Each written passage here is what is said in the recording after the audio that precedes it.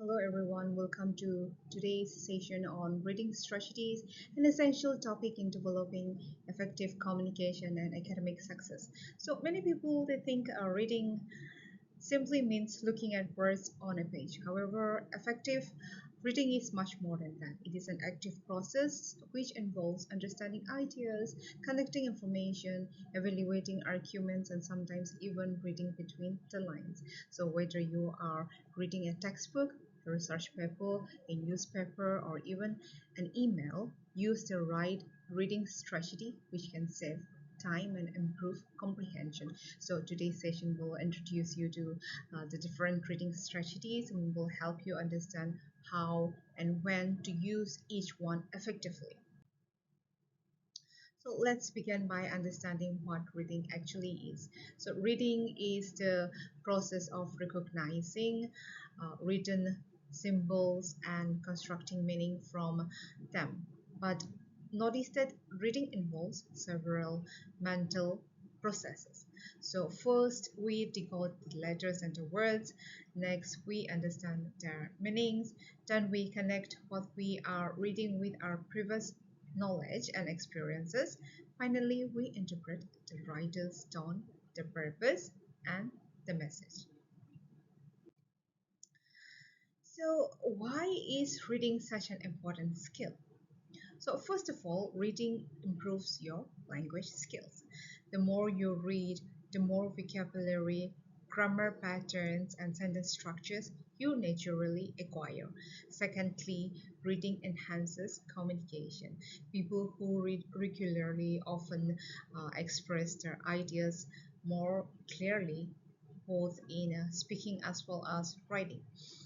Third, reading also develops critical thinking. So instead of accepting information blindly, good readers they analyze, compare, question, and evaluate ideas.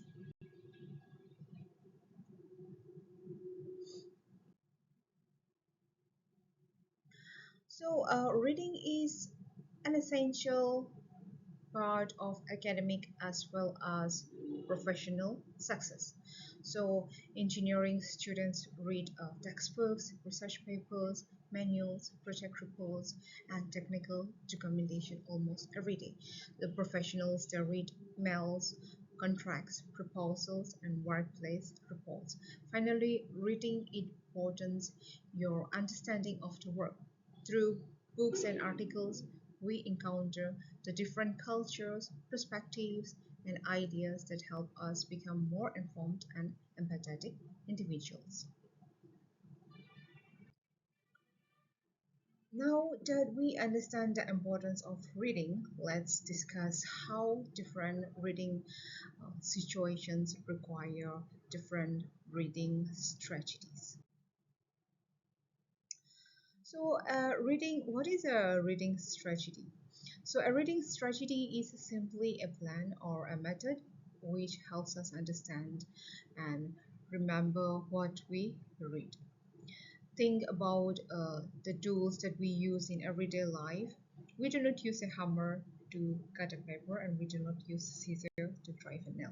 Similarly, we should not use the same method for every type of text. Reading a novel requires a different approach from reading a timetable or a research article, right? So the key is choosing the right strategy for the right purpose. So there are four major reading strategies, that is skimming, scanning, intensive reading, and extensive reading. So the first is skimming, which helps us understand the main idea quickly. The second is scanning, where we search for specific information. The third is intensive reading, which involves detailed and careful reading for complete understanding. Finally, there is also extensive reading, which focuses on reading longer texts for enjoyment and general knowledge. So each strategy serves different purpose, and successful readers know when to use each one. So let's begin with skimming. So what is skimming? Skimming means reading quickly in order to get the overall idea without paying attention to each and every detail. So when skimming, you focus on the headings, the subheadings, introductory paragraphs, concluding paragraphs, and highlighted words, etc. Um, so to grasp the overall meaning without reading every word is what skimming is. So imagine you have walked inside a bookstore. You don't read every page before buying a book, right? So instead, you look at the title, the table of contents, the chapter headings, and perhaps the first few pages. So that is skimming. Students often use skimming before studying a chapter in order to understand its overall structure. However, scanning is different. Scanning is different. So here you already know what information you need. So your goal is to locate it as quickly as possible. So for example, suppose you want to know the departure of a departure time of a train. You don't have to read the entire timetable, right? So instead, your eyes it moves directly to the relevant row and column for which you are searching for. Similarly, when checking examination results or searching for a phone number, you are using scanning. So scanning saves time because it avoids unnecessary reading. This is what scanning is: looking for a train departure on a schedule, searching a textbook and text to look at a page for a specific topic, locating a fact in a textbook, looking for keywords, etc. Then let's also look at intensive reading. So what is intensive reading? Intensive reading is a slow, careful, and detailed uh, strategy. Its purpose is complete understanding. So students use intensive reading while preparing for examinations, while analyzing literature, reading research papers, or studying technical manuals. So intensive reading also improves your language skills, your grammar awareness, as well as your vocabulary. Let's also look at intensive reading. So during intensive reading, we pay more attention to vocabulary, the grammar, the sentence structure, the arguments, as well as the supporting evidences. So unlike skimming and scanning that we have seen, intensive reading requires concentration and patience. Let's also look at extensive reading. What is it? So extensive reading is probably the most enjoyable reading strategy. Here we read longer texts such as novels, magazines, blogs, biographies, and stories primarily for pleasure and general understanding. So the goal is not to analyze every sentence but to develop reading fluency, improve vocabulary naturally, and build a lifelong reading habit. So people who read extensively often becomes better writers and speakers because they are continuously exposed to rich language. Now you can apply these strategies. So let's apply these strategies. So for example, you have the train timetable. Um, this is an example of scanning. So notice that the questions ask you to look at the specific information such as the train numbers, departure times, or operating days. You don't have to read each and every detail. Here, you simply search for whatever is required. You know what you are searching for, so you are aiming only for the required information. This is scanning. Let's also look at this passage, a passage on renewable energy. So here you can practice intensive reading. You can practice intensive reading here.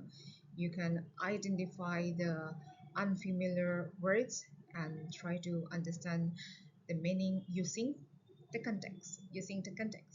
So this is also an important skill because we cannot stop reading every time we encounter a new word, right? So instead we learn to infer meaning from surrounding sentences. Finally, let's look at making inferences and guessing the meaning of unfamiliar words. So, what is an inference actually? So, an inference is a conclusion where you draw based on evidences from the text and your background knowledge. It is like being a text detective, reading between the lines in order to figure out what is not directly stated. So sometimes writers they never state information directly. So the writers they may combine textual clues with their own background knowledge in order to reach any kind of logical conclusions.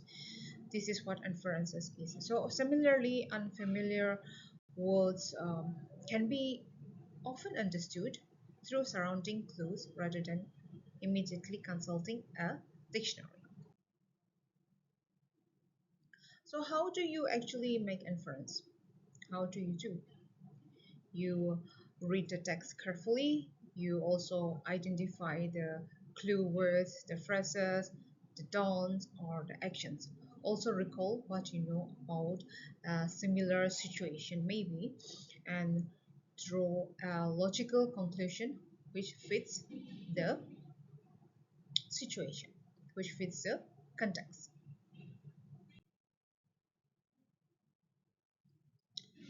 So, guessing the meaning of unfamiliar words. What is this? So, figuring out the meaning of a word you do not know by using clues in sentence or surrounding text.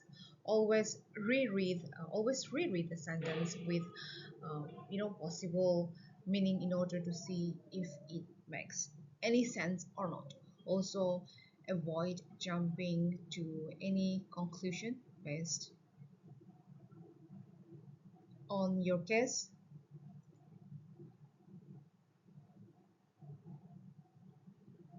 Always base your guess on the strongest clues. So we have come to the end of today's session, that is reading strategies. So as we complete today's session, always remember that effective reading is not only about reading every word. It is about selecting the right strategy for the right purpose. If you want the main text, for example, you can skim.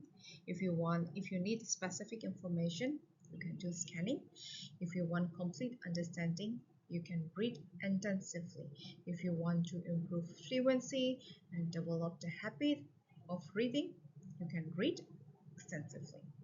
Most importantly, becoming uh, become an active reader. Always ask questions, always make predictions, always infer meanings and connect new ideas with what you have already know with your prior knowledge of things. The most strategically you read, the more efficient you will learn. So we have come to the end of today's session. Thank you all for your attention, and I definitely encourage you to begin practicing these reading strategies in your daily academic as well as your professional reading. Thank you all for your time and attention.